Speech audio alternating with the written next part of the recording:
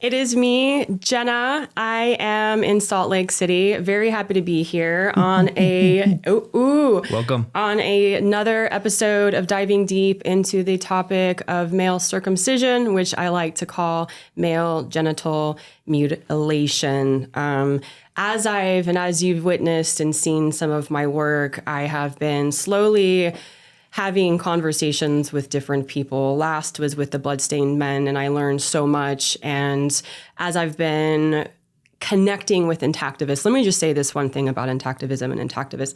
I have never met a more beautiful, loving, connected, heartfelt, conscious people in my entire life.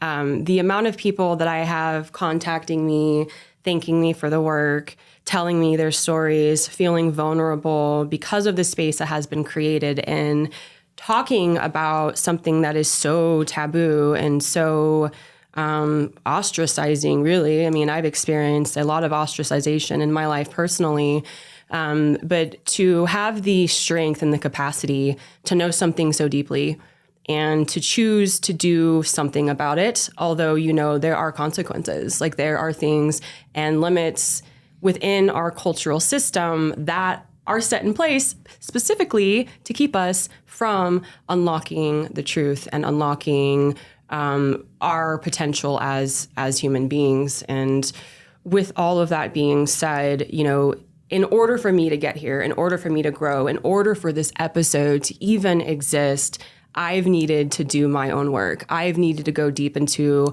my vagina, essentially. I've needed to understand my relationship with the trauma dynamics of this culture, not only for men and intactivism and circumcision, but what are the negative projections that are being placed upon the feminine? What is basically putting a gag order on her and limiting her experience as a beautiful, sensual, connected, strong, I don't want to use the word mama bear because I'm not there yet, but whatever that energy is that underlines, maybe we were talking earlier, it may be a little masculine, but just finding that fire, that passion of the goddess to really unleash yourself and to come out into this divine path of what it is to heal.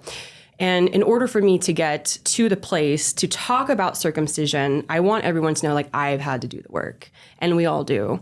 And what happens when we begin to do the work, right? We begin to set ourselves up we broadcast a new vibration. We broadcast a new way of seeing, experiencing, living. And then within that, we shed people, we shed relationships, we shed family, we shed all different parts of ourselves and all the elements that exist within our life to gain this life that we deeply see that we all deserve.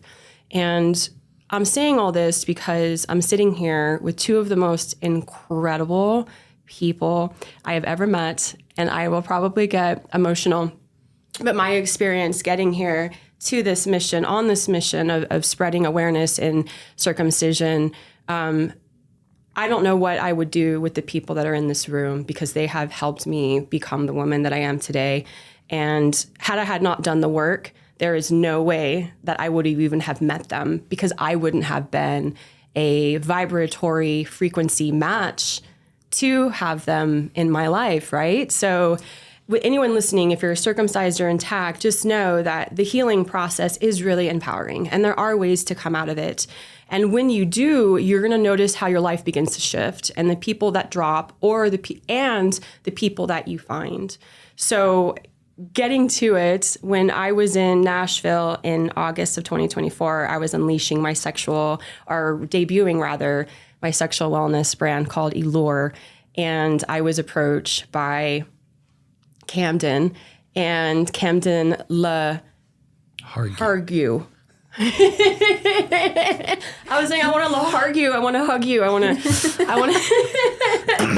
but I don't want to argue, but I kind of want to beat you up at the same time because I love you so much. That energy. Yes. I'm your bro kind of. Yes.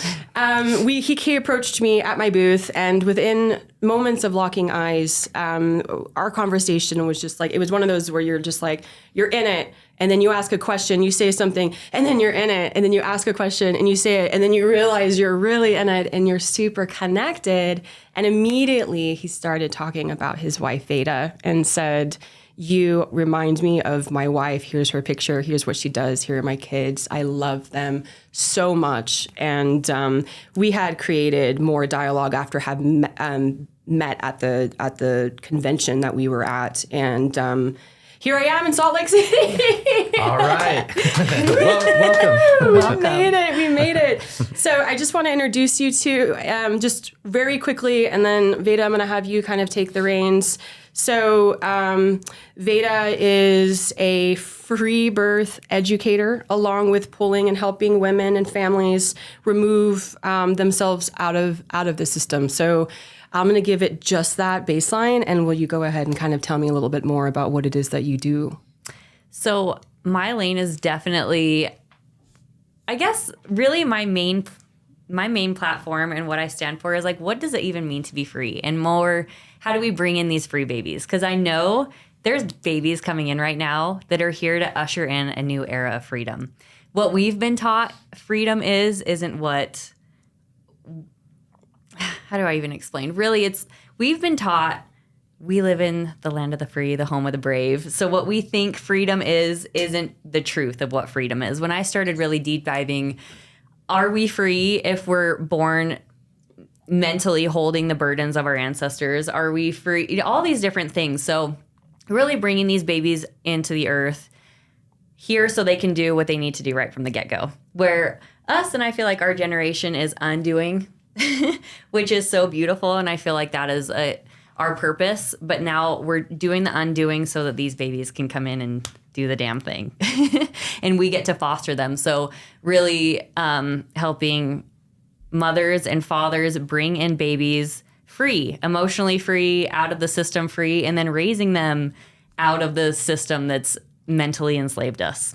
So in some ways, that's raising them without a birth certificate, without a social security number, and out of these systems that we've been placed in, even the medical systems, where we start taking that radical responsibility over our lives, becoming our own doctors, our own dentists, our own everything, instead of outsourcing our authority.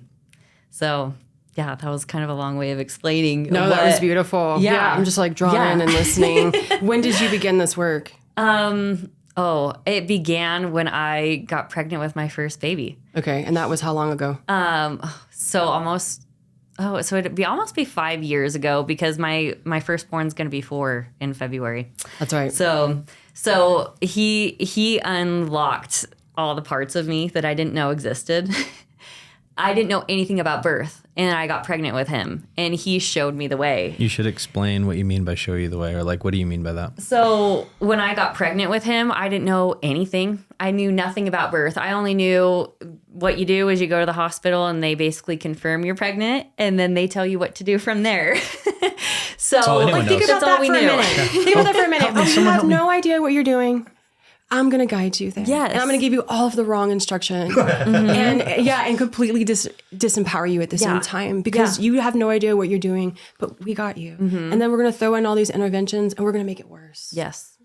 But you don't know that, though, because all you hear from people is like their babies would have died if they didn't do that. So, I mean, and actually I remember being terrified to have children because I actually witnessed my little brother be born, and like, I watched the whole thing. Episiotomy. I'm literally standing at the end of the table. Were you in a hospital room? Oh, yeah. Yeah. Me and my sister. So I was 8 years old, watching him be born. And like I said, an episiotomy is when they literally cut baby open and forceps pulled him out. And I think that was such an imprint on me, where I was like, I would never want to have a baby and do that. Like, so when I got pregnant with my first, do they still do those? They still use the forceps. So. Yes. Oh yeah. Do they still vacuum? Vacuum. Yes. Yeah. No. Yeah. Very much. Yes. It's only gotten worse. It hasn't gotten better. But yeah, so I created this ceremony essentially where every day I would just connect with this growing baby in my belly, and I would just say, guide me to what you need. How beautiful. He guided me to everything. Everything I know, I owe to my babies. And I'm so grateful for them and their journey. And So Cam and I didn't know any better. So I had watched The Business of Being Born, this documentary that basically exposes Pitocin, the right? truth about the business of birth. And so we were like, okay, maybe we'll pick a midwife in the hospital. So we go to this appointment with a midwife in the hospital. We went to 2 appointments. And every time I'd walk out with Cam and I was like, if that was the because there were like a group of 8 midwives or something. And I kept saying, if that's the midwife when I'm having a baby, I'm going to be really sad.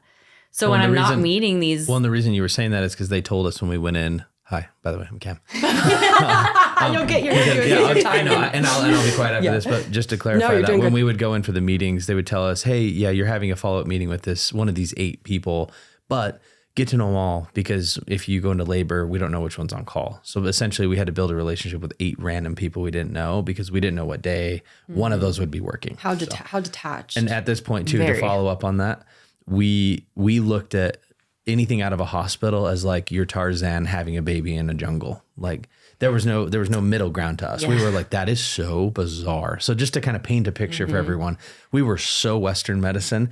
Hospital, maybe we'll dabble with like this doula midwife person. Right. Yeah. There you go. That's 5 years ago. That was like a big deal to even like have a midwife in the hospital. And what even is a midwife? Like we don't even know what that means. Right. It's probably a doctor, but just maybe someone that's not as doctor. Yeah. So go ahead. There's the fill in there. There's an energy I want to pick up on just for a quick moment that you said, it was my son that led me. It was my son that guided me into this. And like, wow, let's just like have a moment and thank Ziggy for that. Like, that's so beautiful. And then you have, because we'll eventually be getting more into circumcision. And then you have this idea, right? There's this dichotomy that I'm experiencing that's actually getting me a little emotional. To have 2 perspectives, that this child is full of information and knowledge, divine, like more so than we have, because we've been traumatized and we've been conditioned. And then there's this other, God, why am I getting so emotional? That's just like the work for me. It's this constant. And then there's this, let's slap a baby down and minimize his experience, because he knows nothing. He will not remember this. Well, and it makes a and difference. If you can just like hold on to that and think of those 2 components of energies of what's happening and how you can embrace the divine intellect and trust that these beings that are coming through, they're not just like these, and this was not like an asshole, like these retards that, like don't have motor skills. And essentially you can laugh because sometimes they look a little retarded. Okay. But, but it's the treatment and how desensitized we've been through our own trauma to be like, well, they're not going to remember this. So I just want to acknowledge that energy that was holding really strong to me and talk about it, because like, if anything, I feel like we could even close the podcast like just on that statement. Yeah. But yeah, so Ziggy led you to everything, but you specifically had, and I don't want to get in this for too long, but your own healing journey. And tell me a little bit about how that portal of healing has given you more information to be a better mother, or like maybe to pick up on, maybe up until you entered the portal of healing, you didn't have the intuition that was strong enough in order to say, hey, I'm going to trust this baby. Right? Yeah. So it was after those couple appointments though that I was like, I feel like if I keep going this path, I'm going to disappoint myself. And now I have another being that I'm responsible for. That actually really was my putting my foot down on, like, I'm no longer going to accept disappointing myself, let alone disappointing this little being that's depending on me. So that was when I talked to Cam and I was like, we need to do something out of this system. The system isn't. And Cam, bless his heart, was like, all right, well, tell me what that was. And I was like, I don't know what that is. So I'm going to ask my baby. So I just kept asking him. I kept saying, guide me to what you need. And I'm not kidding. When I intentionally said, guide me, and kind of surrendered to tell me what that is, and the things that would pop up on my Instagram feed, or the books, or the people, or whatever, the synchronicities were just so clear. Because I was going to ask, how are the messages coming through? Through all the synchronicities. Yes. Yeah. Were they like internal? Like, how do you get your messages? I get those thoughts. Like, then I'll just get all of a sudden a sensation, then like a picture pops up. Like, yeah. For me, it was like physical, where I'd be like scrolling through my Instagram and something would say, if you're pregnant, look up lotus birth. And I'm like, hey, that's random. I've never heard of that. I'm going to go look up lotus birth. And so I just trusted that guidance. And I'm like, I'm doing a lotus birth with my baby. And again, I hadn't had any friends or anyone that had done this other path. And so even when I was like, okay, I didn't know anyone that had done a lotus birth, but I felt so called to it because my baby was telling me I needed to. What is a lotus birth? Would you tell us? So it's when you leave the placenta, the umbilical cord, and the baby attached until it naturally detaches on its own, like a few days after. Yeah. So yeah, anyone I'd asked about, even a midwife that we had, they'd never done it. They were like, yeah, we've heard about it, but we've never known anyone to actually do it. And I'm like, well, I have to do this. It My baby's telling me I have to do this. It doesn't seem very complicated. No, So- the more research you do. No. And when you do it, it's actually really not that difficult. I think people like build this up because we're so used to all these conveniences. Like, how inconvenient is it to keep this placenta? But it forces you to have intention. And I think that's actually the beautiful part about it is you're not passing your baby around like a casserole because they're not supposed to be. Exactly. You're keeping them close with mom and dad. We didn't have any guests or anything For like a week. until after that least. detached. We kept that space like very sacred. And Yeah. And the placenta, correct me if I'm wrong, but I can imagine has its own consciousness. absolutely. Yeah. Oh, we have stories about that. Tell the story about when we address it with the herbs.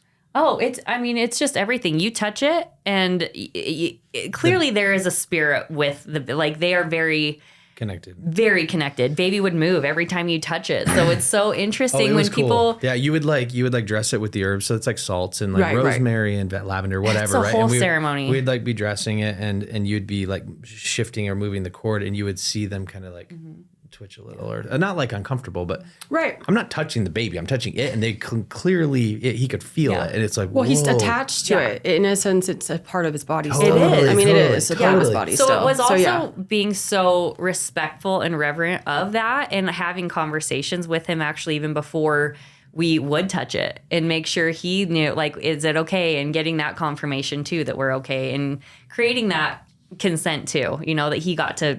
The whole idea of it is that he gets to choose when he's ready to detach and land earthside, really. So it's a very that in itself. reverent practice of having those conversations with him before I even touched But those parts that of in him. itself was really cool when it did detach, because you could literally feel the spirits.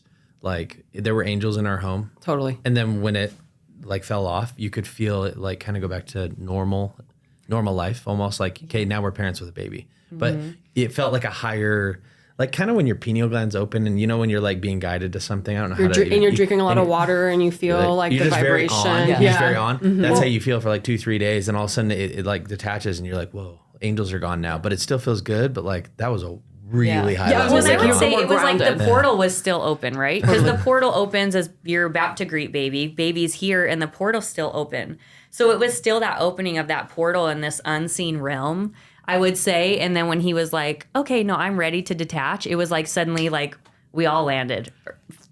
It's like you guys invited the heavens into your home. No, 100%. To play and to be in that space, because he was still in between the void. Like he was still connected to it. So wow, Yeah. he's like one And foot she reached into out and the. grabbed him when she was in transition, and then brought him here through the birth process in our bathtub. Like she went and received him. Yeah. What people don't recognize though is I like cutting of the foreskin is very traumatic. Also, people don't realize babies are very connected to that placenta, and placenta trauma is very much so too, because that is a cut that people they're forgetting. It is a traumatic cut. So you mentioned something earlier that I actually want to address, where you're thinking Ziggy won't remember. I'm interested to see if he does or not, because I feel like trauma is what makes people forget and to protect themselves. So I am very interested to see what things he does remember as he grows, when we've been so intentional about letting him make those choices and choose and not inflicting trauma, I guess. Because it really is. It's the trauma, like we protect ourselves and we forget. So anyway, I'm interested to see as he grows how much he remembers of his divine connection, because it's so strong with his knowing and everything that he's taught me. So When you've met him, like he's very different. I'm like, can he come in my bag? And I'm taking him I know, home right? He's to very Austin. different. No, He's I very- want him. I want him. Like I want him. Yeah. Right now, I got him. a shirt. It has the NASA logo, but it says lies on it. Love it. When I saw that, I laughed. Another conversation. I almost thought about, because I bought. We all have one. Yeah. It's a running joke, but it's not at the same time. But it was fun though. When Kam and I, when we knew we were having this baby, I remember like we told my parents. We were like, hey, we're going to have the first grandchild.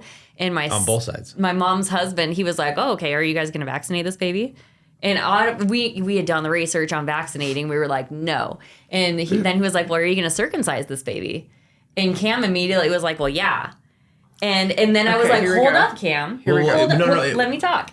I was like, hold up. Maybe this is something we need to question. Because we had just started that, start questioning everything. And when was this? This was... So like Sunday dinner or something. Yeah. 2019, right? And how far along were you with Ziggy? Probably 12 weeks or something. Early on. Yeah. So It was very, very early where it was like, hey, that was one of those things that I haven't thought about. And I need to research so that I actually can answer that question. I want to talk. Good for you. Okay, go. But my answer, it's crazy now that I look back at it. My answer was so programmed. It was so like, yeah, we are. But then you think, and you're like, why did I just say that? I'm saying this because I've heard others say it, and I'm just repeating what others say. Yeah, you didn't say it. I don't have a beat. I don't have a belief of why. It's culturally it's just what you do. And I got cut, so yeah, screw the little kid. He's going to get cut. There's so many little things that you just get programmed into you to just repeat. And that's on every level. It's not just this, right? It's so minute. And all of a sudden you peel the layers back. You're like, oh my God, like that Why was I saying that? That was one of the And then when things. we look into it, and then she's showing videos, or I'm hearing the audio of a baby and it's being done to him, it changes everything to you. And you start thinking, why in the world do we do this? Oh, Christians, it's in the Bible. Is it? Who? So because it's in the Bible, you're going to do, I don't know. To me, I just started really questioning it, thinking, I don't know. If that's in the Bible, then sue me. Because I don't want to do that. I'll take the sin then. I don't know if I want to do that. Yeah. Start really questioning, why do I believe what I believe, and why do I hold that belief so strong? And it is so crazy how, in how many ways, they dehumanize babies. Right. They don't feel it yet. They don't feel it. They're not going to remember, Yeah, pull their pants down, make them uncomfortable. some sugar it's not water. that big of a deal. Sugar water. And how many people are giving Yeah. you advice to just like let your baby cry alone in their room and all these things that just don't feel good. But that's part of the conditioning of this disconnection. That is one of the most abandoning things you can do, because the baby actually goes into like a shock and goes into a trauma dissociative state, which is actually why they end up falling asleep, because they don't know, but they don't get any rest. It's all trauma. They're abandoned. They can't find mom. And let's say they were circumcised. Yeah, they were pulled away from mom They're seconds alone after again. they came out, and they're getting their wiener cut. Yeah. Are you kidding me? Yeah, right. So So needless to say, quickly, we did not circumcise any of our and so babies. like how? So you look into it, and how did it take 10 minutes, 5 minutes? Like how long did it take you to actually see the information that you needed to see in order to actually know the truth about it? It was so quick. It was very fast. It was so fast. Yeah, it did not where it take was like forever. just a moment. Yeah, where I was like, wait a second, I need to question that. That alone to me was like the answer, where you realize your answer was based on something you have no foundation with. Yeah. So I did a bunch of research on all the consent forms that they give parents, and I researched the different hospitals and obstetrics all over the nation. And some of them are like 2 paragraphs. Some of them are like a page and a half. But they don't tell them anything. Not even that death is a side effect, and not even any of the side effects of the medication or lack thereof. They're not telling these parents. They're going to be but the parents aren't doing the due diligence to ask, because that program is so deep to where, the doctor doesn't make a big deal. Oh, I was cut. Yeah, like it's totally a normal thing, and I don't want them to get bullied. So let's just go ahead and take the baby away from us, so we don't have to watch it. And you know the bully thing, like it pisses me off when I hear that. Can I get on a soapbox for like 20 seconds? That's on here, Okay. but no, let's do it now. Yeah. Yeah, because that's a big reason. That's like one of the narratives. I don't want my son to be bullied. Tell me about that. To me, it's so stupid. Like, to be honest, when I was in junior high, the only one kid I actually saw that wasn't circumcised had the biggest penis I've ever seen in my life. And no one was making fun. They were all like, shit, I want that. That's big. That's a big boy. You know, like no one, it's so funny, the paradigm shift. And granted, I've only seen one, but which is other than crazy. One. Yeah. How uncommon But I'm in a it very is. like Christian conservative community, and this is like the normal ritual, right? But yeah, when I saw that, I was like, dude, why are we? No one would make fun of him. We're all making fun of ourselves. This guy's That's an interesting at story. eighth grade. Yeah.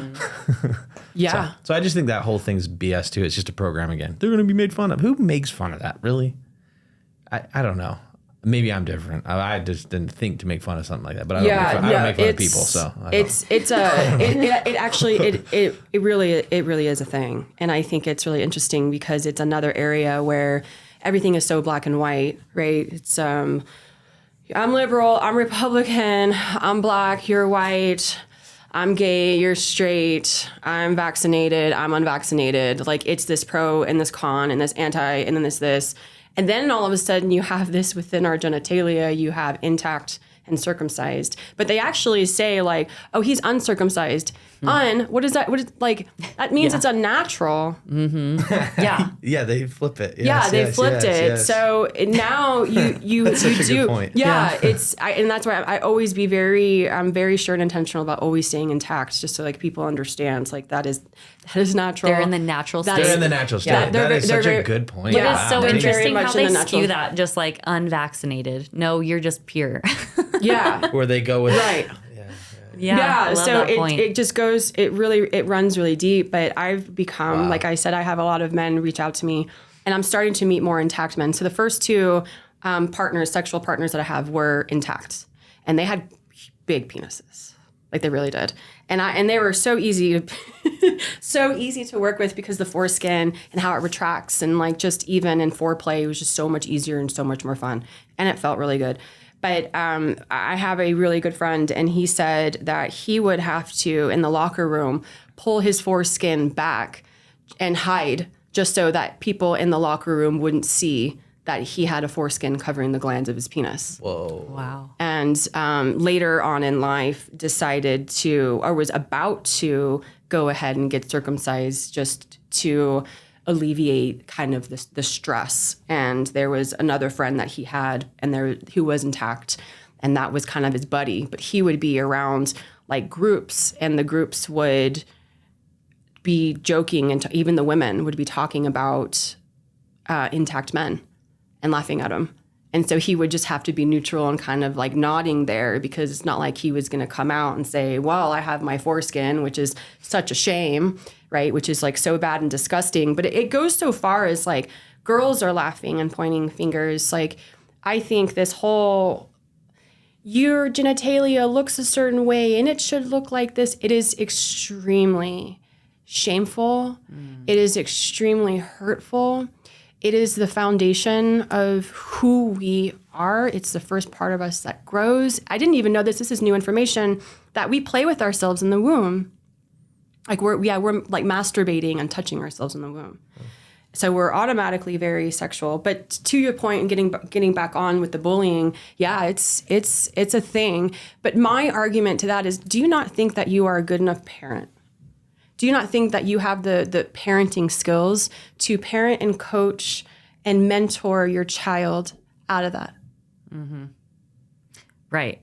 Yes. That is to me the biggest thing. It's a lack of trust in self, because deep down they would be the people bullying their son.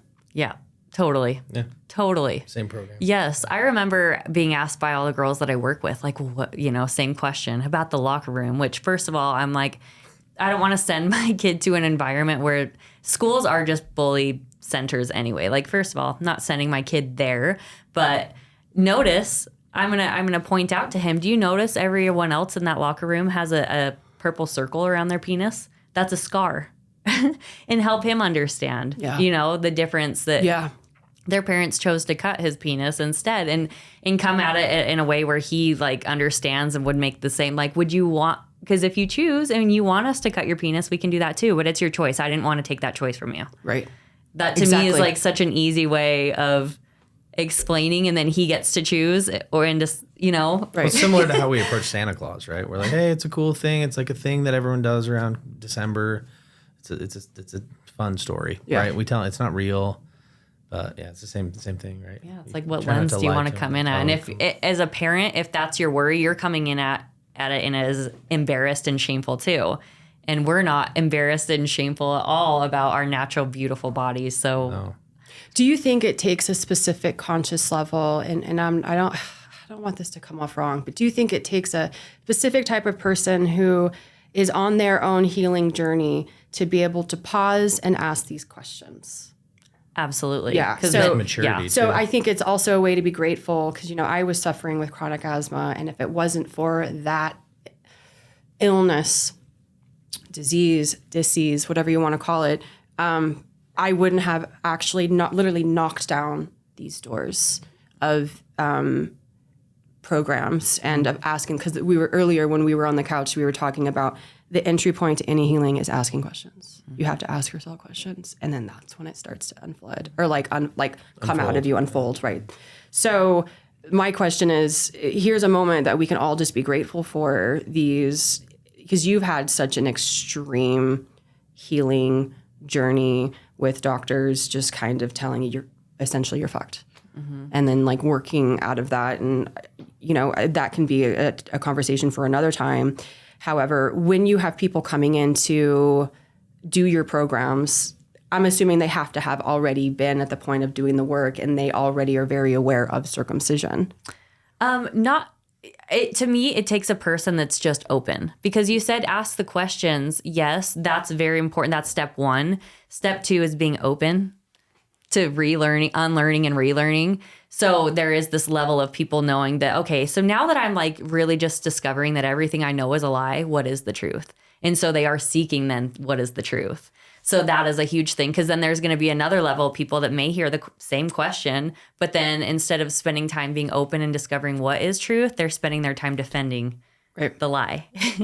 So really, yes, there is this level of just being open and being willing, and that's really what gets the journey going. Because I can help anyone that has an open heart. Yeah, which is beautiful, which is the most beautiful thing to have. Mm-hmm. So you're 12 weeks pregnant. You're like, oh, well, let's see. Kamden has an immediate kind of autoresponder. And you join her on the computer to look all the information up. You were sitting right there next to her. After that, I think it was more like a drive home, and then it's like, wow, yeah, we didn't even think about this. What do you think? What should we do? And then once again, you kind of just put it out there and things come. Mm-hmm. And then I think the first thing that comes to mind is Janice Parcell's book, and you were already kind of doing her courses and stuff. And just my baby things, guided me to that information. And she was very pro, what you're saying, she's very against all that. Yeah. Mm-hmm. Oh, interesting. Now it's time to kind of put the magnifying glass on you. I'm really curious about the thoughts, any visceral reactions, how you were experiencing hearing the screams with, Veda sending you, I don't know if she was sending you videos, articles, or the pictures that you've seen. What was that like for you? And I'm going to begin to replace circumcision and now start to use the word genital mutilation. And when did you start to kind of pause and take that and digest that? Yeah, you saying that, I'm going there. You know what I mean? Yeah. It's so hidden, so deep that you don't even know it's there until you start hearing about it, and you're like, oh yeah, that is a thing. I think that's what trauma is. It's but I don't know. It really uncovered a journey of Kam actually having to mourn his own loss of skin. And it was interesting because then having conversations with his mother about our decision not to circumcise and why, and how interesting that was, where he has a very loving mother. Oh, my but parents also are great. Yeah. Part of that programming of I have to defend why I made that decision. Yeah, because I did it too. Yeah. So I think there was a very much so a mourning process for Kam, feeling that way, not feeling validated too, and being cut. And then feeling that emotional wound. Because bringing it up, it was so defensive on their end, and bless their heart, because I think they if you don't do the research, you're going to be stuck in that little loop, right? And they didn't know to ask But they don't questions. know to ask the questions either. So there's nothing on them. There's no blame on them. But I think when I'd go to them and say something, it would be like, well, that's the thing we did back then, or that's just what you're supposed to do. And I'm like, that's such a stupid answer. So everyone said something. Yeah. So you confronted them. Yeah, like you said, or rather confront casually, you asked the question, hey, why did you choose to? But my have personality me type is like, my personality type's like, so mom, why'd you cut my penis, huh? And she'd be like, right. What? I'm like, yeah, well, how come you cut it? Like, how come you cut it off when I was a baby? She's like, oh, you're funny. I'm like, no, really, why? Right. And so it's hard to come at them with a serious conversation because I think the generation of our parents is different. Like they just, you know how it is. They just did what they did, and that's what you're supposed to do. And it's even worse with our grandparents. Like, I mean, there's people our age that are still very much tied into that. So I don't know if that answers your question, but it does. And I can't imagine. And I could feel your energy kind of get heavy and just like really. Well, going back to your question, your actual question was like, hey, what are your thoughts about that? Or what, when you showed me a picture last night when we were kind of talking about all this stuff, we got deep in conversation till way late altogether. And I saw the picture of whatever that's called, like the little holding zone for the baby. Oh, the circumstrap. Yeah, the little straps and stuff like that. There was I don't know if visceral response is the right word, but like inside of me, when I saw that, it was like, whoa. I had never seen one of those before, but when I saw it, I was like, I've seen one of those before, but I got a weird feeling from it. Like this, like this I've been there. unlocking. Yeah, kind of like I've been there, but I don't remember it. Yeah. But like it kind of, I could like feel myself there being strapped down and held down in a way that just didn't feel good at all. And I got very sick. Yeah. Well, what's interesting, because I remember these conversations vividly because I felt like I wanted to share this information that I had been discovering about circumcision and why I was choosing not to, and feeling like I need to tell everyone about this information because I'm pregnant. Don't circumcise your kids, everyone.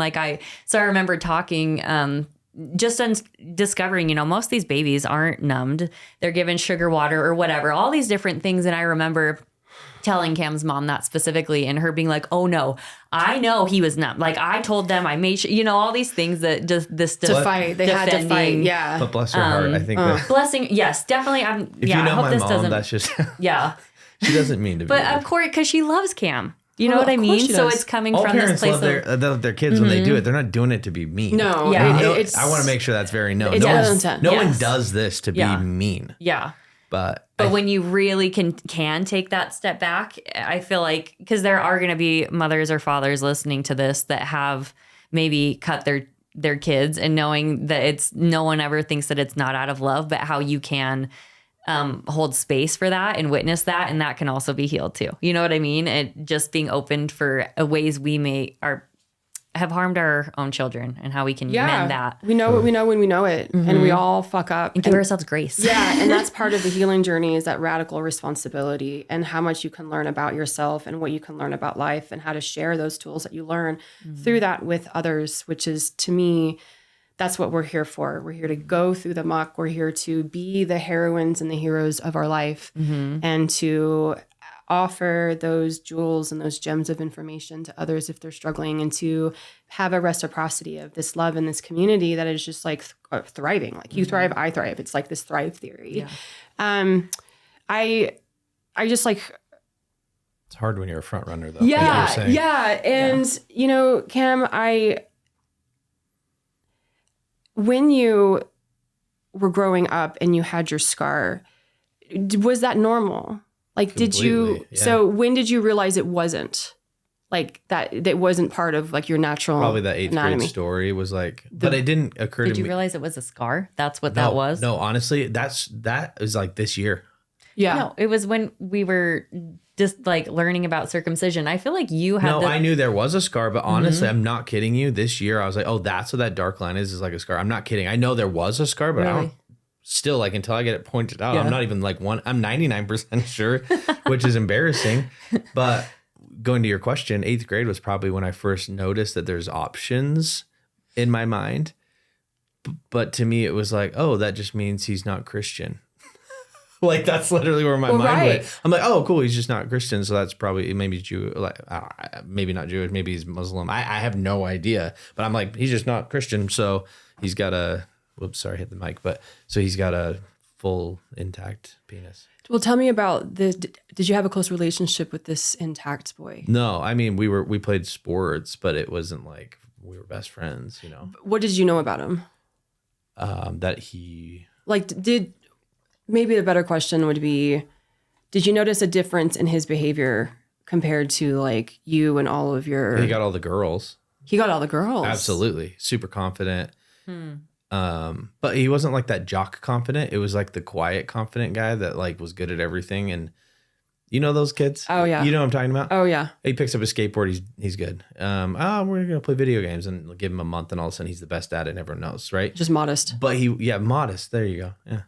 And then Did you ever grow up? Because one thing that I've started to not saying that learn. Having an intact penis means you're good at everything, but it could, but it could be. That's the key to unlocking your potential. No, I'm telling you, when you go down this rabbit hole and you connect everything, you're like, it opens up a can of worms that you wouldn't realize have human behavior on so many different levels. It's almost like you have to ask these questions, but then you also can't, like as a researcher, like I have to be very sure that I'm not generalizing and I'm not putting stuff out there. Although but the like studies would be make so interesting to see studies and observations of this. Like and down the road. Oh yeah, because we look at Ziggy and our kids. Like he's been skiing when he was 2 years old, he was like full down skiing. the top of the mountain. No like, leash, nothing. I don't ski. I snowboard. And so last year we put him on some skis. We're like, hey buddy, you want to try? Sure. Yeah. Throw him on the Literally hill. 2 years He figured old. it out. Yeah. He figured it out in like an hour. Yeah. Full on. Hey bud, do you want to go to the top lift? Not the bunny hill anymore. Yeah, let's do it, Dad. The whole thing. It took us about an hour to get down, but he did it. He's like barely- barely foreskin the whole way down. Look at my foreskin. Barely 3 years old. He's riding his own bike without training wheels. I don't know. Maybe So what You're a I mom. do I'm a notice mom. is a lot of these men suffer from an angst, a sadness, rage, aggression, and frustration that they can't understand why it's there. There's like this undertone of a core emotion that's a negative that they can't shake and they can't connect why that emotion is existing. Growing up, did you ever recognize there were like some have been sadness? They'll just like cry on a whim and they don't know why they're crying, but it's because this deep level of grief. Could be that, yeah. And- And it's hard to pinpoint if that's If it. you because had I don't know anything. any different. Yeah. But yeah, emotional, yeah, for sure. But But you- and not being validated. And Yeah, you did go through a whole period of time when we had decided not to circumcise that you were so sad. Like you were so sad, and we had lots of conversations about it, wishing that you hadn't. And I feel like for living me. that grief, Yeah. I think, yeah. and finally that's- acknowledging that was something that it hurt was you. weird. Like the spell cast on me to like pass down the shit storm was ending. And it was crazy to see me like sad I couldn't like do it to someone else. Looking back now, that's the feeling. But at the time, that wasn't what I was feeling. But it was through tears and like just like, wow, I'm so grateful that I can provide a better life for him not to do this, because that sucks. Yeah, because acknowledging that trauma, I think, is what most people don't even acknowledge in the first place, because everyone does. Like, I remember talking to my dad even, and he was like, well, I'm glad I did. There's a lot of people that have to defend it too, where it's like when It's you can actually trauma-based like mind control. come into this with an open heart. I love that Kam was like, okay, first of all, now I can acknowledge that was a trauma, and then love myself like little Kam. It's actually and do that inner work to Yeah, and it's actually cool because like when I see my little guys and I'm bathing them or we're in the shower together having fun, just like being boys, and you're potty training, you look down and you see it, it's a reminder of like, I got you, bro. Like, you know what I mean? Like, it kind of gets you tender. Yeah, that's getting me. Like, I can feel that. You're just like, I can still protect you. Kind of. It doesn't matter what's happened to me. I'm here to protect you. Yeah. And I know better. Yeah. And like, I chose not to hurt you. Yeah.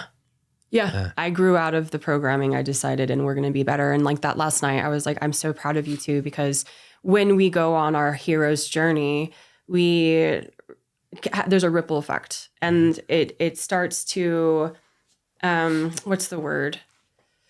Extends like this level of more conscious light out to the people that we're with. And then you are a conscious creative being, and then you create life. And then you have the power to help mold that consciousness into another being of light. And then it just disperses. And so that's why it's like there's only a small amount of us can really truly make change when you think about the ripple effect and how that can happen. And you knowing that you're at the pinnacle of this new family tree. Well, and I was pulling my phone because you posted something yesterday and I don't know where it went. It was on your story and I loved it. I saved it and it's not in my saved anymore, but it was the quote that said something along I'm paraphrasing, along the lines of being crazy just because you're too early with the information.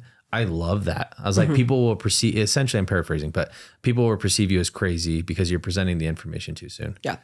And I love that because I was like, dude, that's literally our lives as pioneers in this, because we see something, we're like, cool, let's jump in. And everyone now kind of sees Kam and Kristen as like, oh, it's Kam and Kristen. They're starting to be more open though. I think people are starting to hear us more, but 5 years ago, dude, we were lotus birth was nuts. Yeah. Home birth was nuts. But now home birth is pretty normal. Yeah.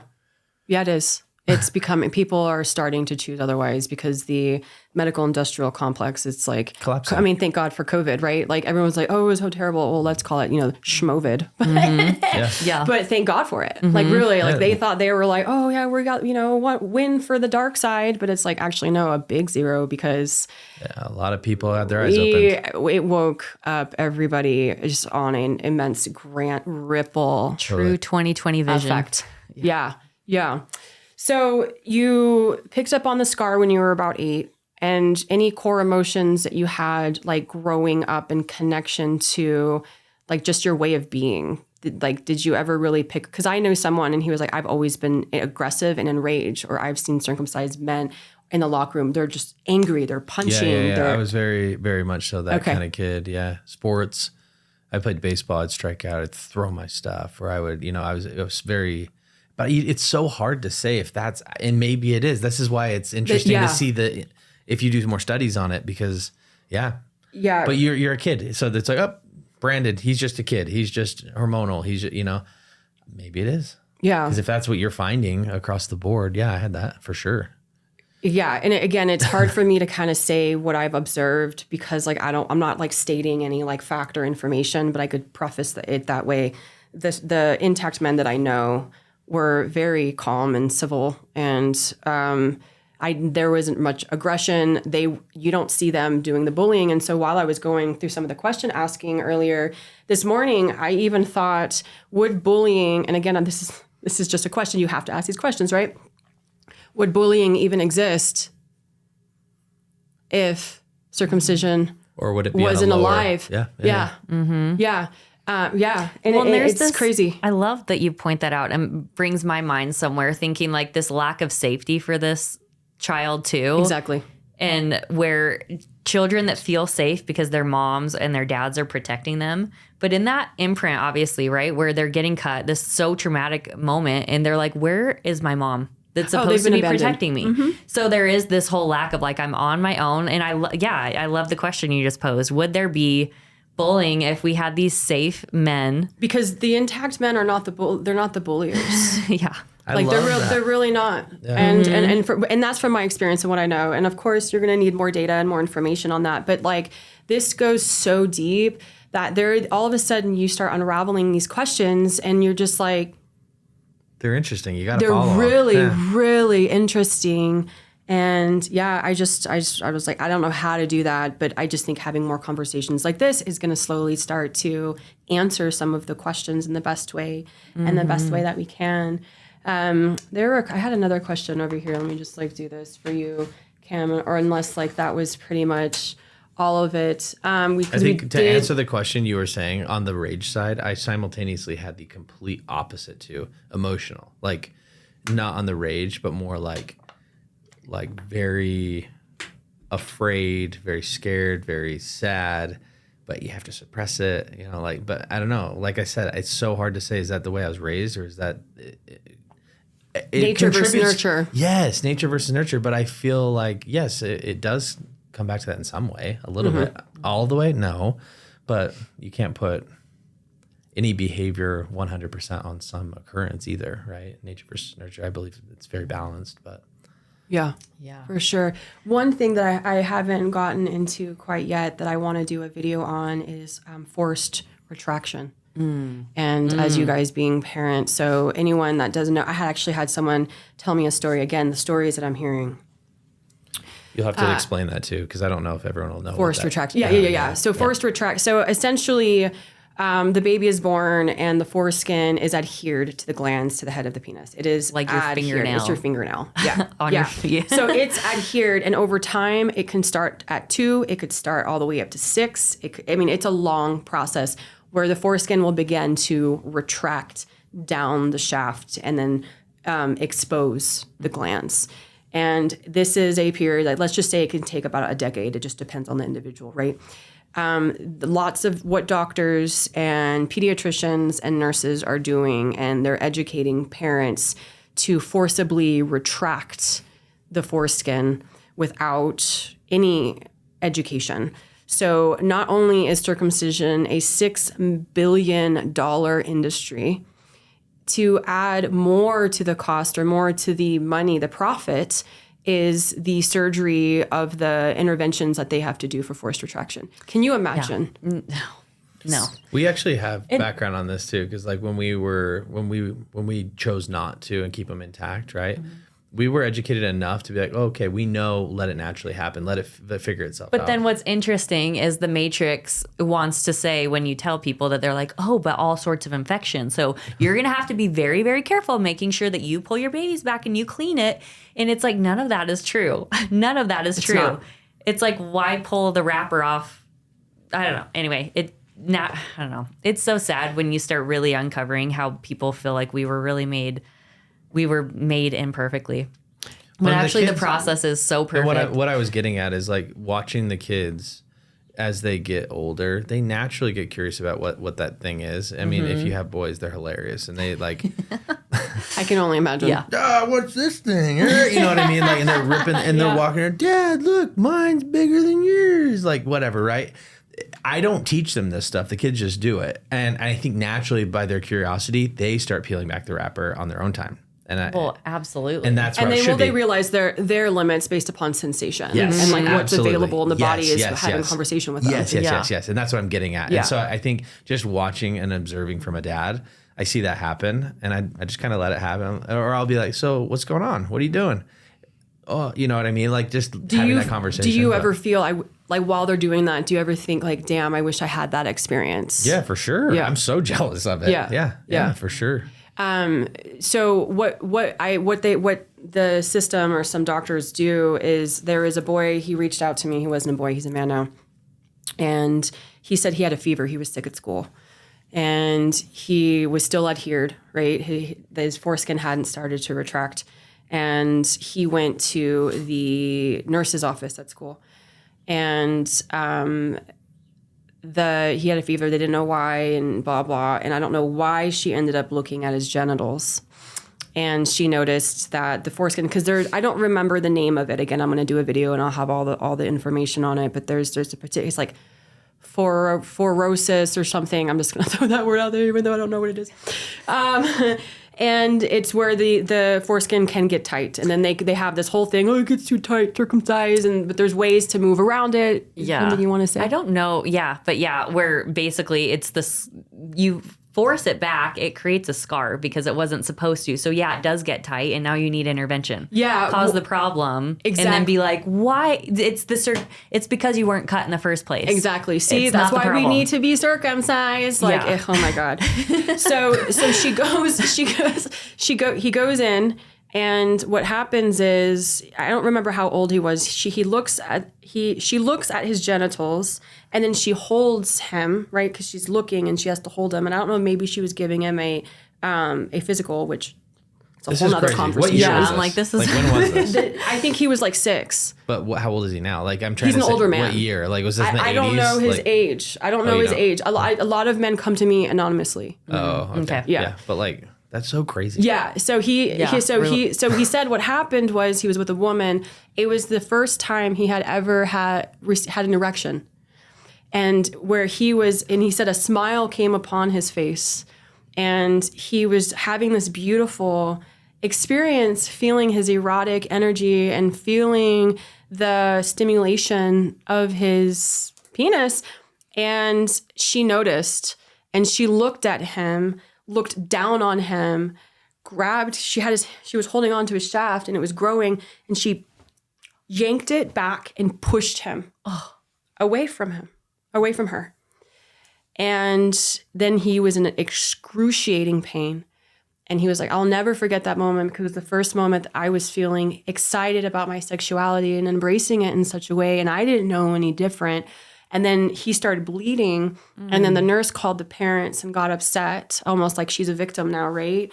You were the one holding his genitals and told the parents that they need to get the boy circumcised. And they said, they had their own adult conversation. He says, I remember in the car that I asked my dad, what did the nurse say? And that she said to him, you need to get circumcised. And then the dad told him what that was. And he said he felt like heartbroken. So yeah, he had his... and he came to you anonymly? So you don't even know? Like, he came to me anonymously. That's insane. Yeah, like I'm telling you, the amount of men that are coming to me intact, I mean, circumcised and intact, are these... They're so gracious, and they're just like, I can't believe you're a woman and you're doing this work, and thank you for like having the voice and having the strength. And they just share so much with me that holding that space and being non-judgmental and hearing their pain when they've never been validated. Like, and you know, earlier I was talking about when I met Kam, I had this whole sexual wellness company, which I actually have now put on pause because I'm taking my intactivism to like a whole nother level that I didn't expect it to. And it feels like so good for me because I'm realizing how much care and tenderness that a woman naturally has to help a human heal. Like men are like, it's almost like an eye for an eye. They're mad at the feminists because the feminists are telling them, you can't tell me what I can do with my body. And so now all of a sudden these guys are like, you tell us we can't do anything. Now you can't do anything about our penis. So they're like, get the fuck out of this circumcision conversation. And I'm like, I have every right to be here. And I actually posted a video about it. I was like, and then my friend who's intact, he was like, we can't do this without women. We can't. And women are the primary decision makers of circumcision. We are primary decision makers, but that's such a good point. But I can't be here. And it's almost as if, imagine, I have two analogies and I have to share this. Breast cancer patients. Kamden, no. Don't give me your money for research. Don't give me any loving words. Stay the hell out of this. This is a woman's territory. Do not help me. And rejecting help from a masculine to be loved and to be taken care of for breast cancer. Yeah. Or if I'm on the street and I see a man having a heart attack, you know, I'm not going to go over there and do anything because he's a man, and I'm going to wait for a man to call 911 and take care of that. Like, yeah, why does gender play a role in this at all? Yeah, we're all human. It's another layer of the programming, and it's another layer of this prevention of you helping me out, and then we can get into the masculine and the feminine dynamics of this war. So life is encapsulated from it's this against that. And so like, what can we do to demolish these paradigms to come together? Because all in all, if the dark is at work here, they're winning. They're going to win if we're all at war for these stupid, minute fucking identity culture bullshit. Amen. Totally.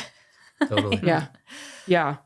So I could sit here and talk to you guys like all day, every day, because this is a conversation. Like I said, like you unravel and you're like, oh my God, here's something to ask and that. And I just... Can I ask you a question? Yeah. You've been talking to men about this for a while now. And I'm curious because this is something not a lot of people talk about, is the ability to regrow foreskin back. Yeah. I want to hear your conversations. That is a whole podcast in itself. But I am so excited to hear that though. I don't know any men specifically that I've had personal conversations with who have regrown their foreskin. So it's called foreskin restoration. And so prior to this work, I was a mobility specialist within the field of yoga, and I had my own practice. And so I've learned a lot about fibroblasts. And fibroblasts are the stem cells to the body tissue, cartilage, joints, which are cartilage, bone, skin, muscle tissue, all of that. So the way that the body works and the way that the body reacts is, and how do we even stay warm? How do we even stay alive? It's the process of homeostasis, right? It's our body has to adapt to the environment in which it's in. So force is applied. Let's say we go outside and it's cold. That cold is a force that's now going to make our body, which is the language, the force is the language of the cells, to create change, to do what it needs to do to keep us alive, right? So when you're working with the body and you're working specifically with joints and mobility, you're creating and adding and applying force to open and create new growth of fibroblasts, which will choose to become cartilage, which will choose to become bone, whatever it is that's necessary. But the body is intellectually designed and it will know exactly which fibroblast that needs to turn into or what specific cell. So that is very much similar to the overall understanding of how foreskin restoration works. So you pull a layer of the shaft from the bottom of the shaft and you pull it forward because, the skin is, it is flexible. It can move even though you have been cut. And there's different little soft, like rubber type tools that I haven't touched them. I haven't worked with them, but what I've seen and what I know, because I will be talking to some experts on it, but you pull the skin and then you almost apply like a rubber band and you hold it in place. So you're applying this force and holding it there. And over time, the skin, right, which is a tissue, is going to start to regrow and add. It will cover the glands, and that's the most important part, is having the glands protected because of keratization and the callus numbing texture of over time having the head exposed when it needs to be moist and it needs to be protected. So if you can protect the glands, then automatically they're going to soften and they're going to become a lot more malleable. More blood flow comes through, therefore more nerve endings and more sensation. So what I'm starting to do is I'm going to be doing little like safe spaces and holding space for men, because all of these circumcised men who have been genitally mutilated are suffering, and it's silent, and it's the saddest thing I've ever seen in my entire life. And nobody is there. EMDR therapists are turning them down, telling them that they should be grateful. Therapists, all types of people, they're killing themselves. They hate their family. They feel as if they're a failure. They can't get relationships, and they are bitter, and they are constantly in victim. So I've been working on specific types of modalities and ways to work a program to help pull them out of victim, to really understand the experience and understand that the divine masculine template within itself, if you were to think in the energy self or the energy speaking point of that, the foreskin is still very much alive in the template of the hologram of the body.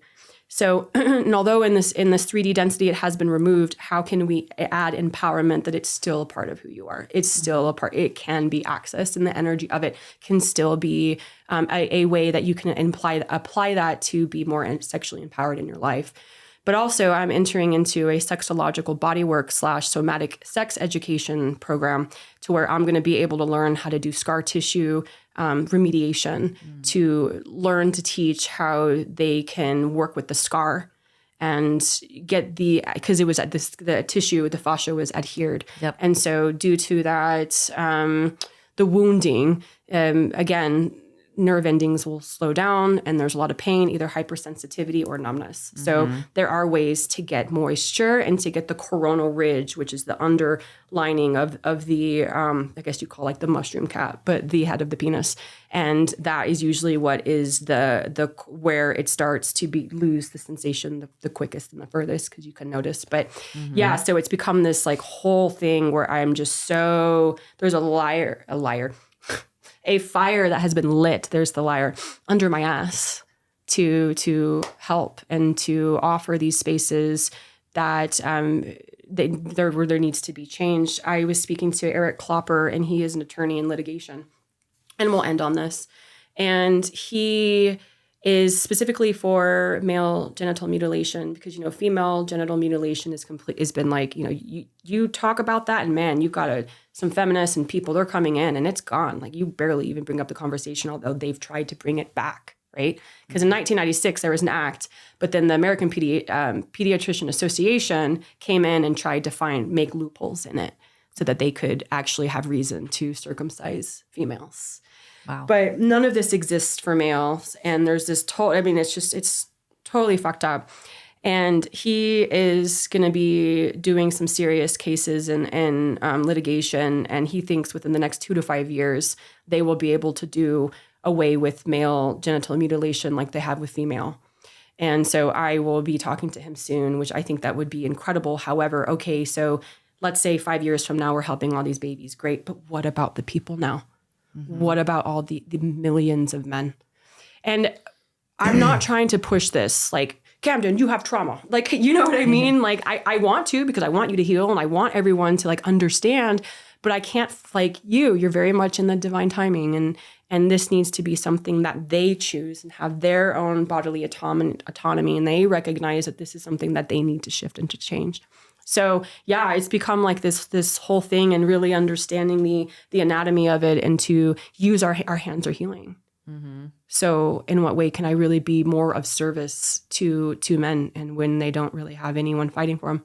What a way to end the podcast. That is like the most intriguing exit, because now I'm like on my toes. Wow, Yeah. I want to learn so much about that. Yeah, it's awesome, and my heart is so expanded, and I've lost a lot of people in this space, but it's so different. But it's prepared me, because I know that there are going to be a lot of people that are going to have something to say, and when you're so locked into soul mission, it's like someone telling me my hair doesn't look good. My hair looks fucking fabulous. Like,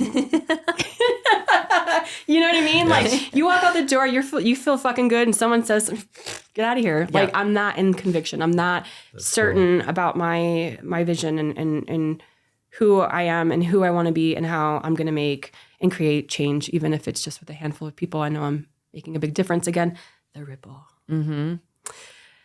Thank you guys so much. Thanks for having us. Yeah, this has been great. Yeah, Thank you. thank this you. conversation. Veda, how can everyone find you? The best place is on Instagram. It's where I'm most active. My Instagram handle is Veda, VEDA.revival, REVIVAL. Or VedaRevival.com is my website. But If you have one book that changed your life, or like one book that would be like the best thing to tell people to like pick up and read if they wanted to learn anything about what it is that you do, what would that be? one book. Oh man. That's like the That's a toughest hard question. question. All right, because give me a couple. Because it's like, in what aspect? Because I feel like there is the physical part of something that you do, and then there's the spiritual behind it too. Because to me, I feel like you can do one or the other, but it's all encompassing for me. One book series that has changed my whole life is the Ringing Seed series I was books. going to say, if Kam you don't always say that, teases. if you don't say that, I'm going to say I'll that. put this all down below in the show notes. So Oh my you'll be able to gosh, see it. those books changed my life in so many ways. It just, to me, it brings me back to like, I believe that our pristine ancestors lived in a way so connected with nature. And every decision I start making, it's like, well, what do I believe those my ancestors that lived so connected to the Creator, how did they live and what would they do? And if that's not what we're doing right now by giving babies or cutting their penises, we're off. Yeah. So, Way off. yeah. So anyway, those book series, yeah, really, really got my heart. And then if you really want to go into the questioning your freedom in the physical realm, a book called Fruit from a Poisonous Tree, that's another really great one too. But gosh, it's hard because there's lots of different sectors that I love. Like with free birth, I can't even think of a specific book for that. Portal with Portal. Yes. Yep. There Yolanda we go. Clark. Yep. Yeah, huge, but amazing. Yes. Yeah, I haven't read the whole thing, but yeah, I Yeah. have it. So Good one. yeah. All right. Our whole office is full of books, so it's hard to say that because she's, I she's know. always reading. She's Me always too. reading. I've got like 12 books. I get overwhelmed. Like it's actually kind of like a bad thing, because I want to put my hand on a book and go like this and like know it. It's like a superpower. Okay, Kam, if you have a book or two that you would like to share that man. helped you become the man that you are and the father that you are today. Man, I've read a lot of books, and I wasn't a book reader till 2 years ago. But I think a very basic philosophical one that I love is The Alchemist. That's like a go-to for a lot of people. I really like that book. And then I would say The Surrender Experiment by Michael Singer.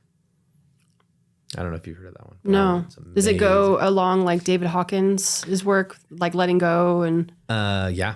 Letting go and kind of surrendering to what's happening and just kind of always trying to be more open to not identifying negative or positive experiences in your life and more so just being like, cool, it is. And let's go that direction because that's what feels right. And that's where I'm being led. And so that whole book is a journey of the author and his life and how he goes from one point to another. And Yeah. it's really cool. It's a true story. So Great. The Surrender Experiment, Michael Singer, Thank you for sharing. Who Not How's good too. Who Not How, but they're all business books. I like business stuff. Yeah. Philosophical. Yeah. Well, thank you so much for tuning in. And if you have any questions for any of us, please let us know in the comments and we'll see you next time.